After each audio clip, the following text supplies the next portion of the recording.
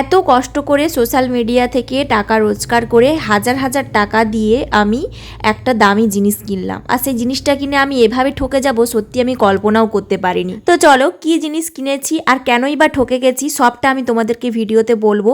তার আগে বলি, সো হ্যালো এভরিওয়ান, কেমন আছো সবাই? আশা করছি সবাই ভালো আছো। আমি শ্রাবণী, আমার নতুন আরও একটি ভিডিওতে তোমাদের স্বাগত জানাই। আজ সকাল থেকে প্রচুর পরিমাণে ওয়েদার খারাপ, তাছাড়া প্রচুর ঝোড়ো হাওয়াও দিচ্ছে। জানি না বৃষ্টি হবে কিনা, দেখাচ্ছে তো বৃষ্টির মতোই হবে। তো তোমার সঙ্গে শেয়ার করেছিলাম আমি সোশ্যাল মিডিয়া থেকে কিছু টাকা উপার্জন করে, তো সেখান থেকে আমি একটা দামি মোবাইল নিয়েছিলাম।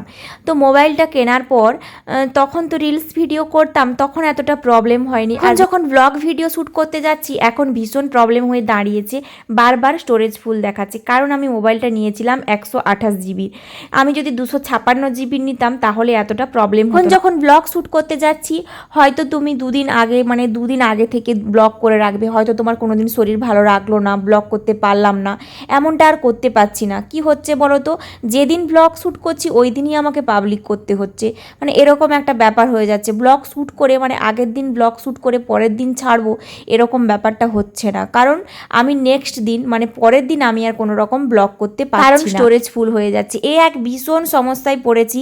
এখন ভাবছি কেন 256 জিবিটা নিলাম না, আরও 5-6 হাজার টাকা লাগতো। তো তার জন্যই ভাবলাম যে না, আর এত টাকা দিয়ে মোবাইল নেব না, এই টাকাটার মধ্যেই আমার ঠিক আছে। তখন তো বুঝতে পারিনি যে আর 5-6 হাজার টাকা দিলে আমার সুন্দর একটা মোবাইল হতো।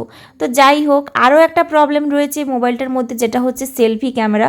সেলফি ক্যামেরা একদমই ভালো নয়। এমনি ব্যাক ক্যামেরাটা ভীষণই সুন্দর, তোমরা দেখতেই পাচ্ছ ব্যাক ক্যামেরাতে যখন ভিডিও করছি খুব ভালো হচ্ছে, বাট সেলফি ক্যামেরাটা খুবই খারাপ, খুবই খারাপ। তো এখন তো আর কিছু করার নেই, এখন যখন নিয়েছি এতেই আমাকে কাজ চালাতে হবে।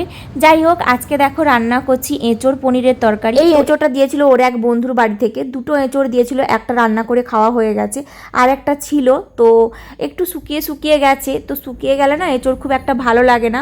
তো তারপরে দেখলাম যে না, ভালো লাগছে, সেদ্ধ করার পরে দেখলাম বেশ ভালো লাগছে, খারাপ লাগছে না। তো দেখো এঁচোড় আর পনির দিয়ে আমার বর বলছে আজকে রান্না করতে।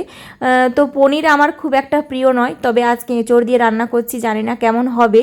তো ফার্স্ট টাইম আমি এঁচোড় পনির রান্না করলাম। তো তোমরা সবাই জানিও তোমরা কি এঁচোড় পনির খেতে ভালোবাসো। আমার মানে ভালো লাগে, বাট এতটাও ভালো লাগে না। যাই হোক, আজকে নিরামিষ রান্না করলাম। আর এঁচোড়ের তরকারিটা সাধারণত নিরামিষ করলে বেশি টেস্টি হয়, আমার যেটা মনে হয়। তো তোমরা কেমন করে খেও অবশ্যই কমেন্ট করে জানিও। তো চলো আজকের ভিডিওটা এই পর্যন্তই, সবাই ভালো থেকো।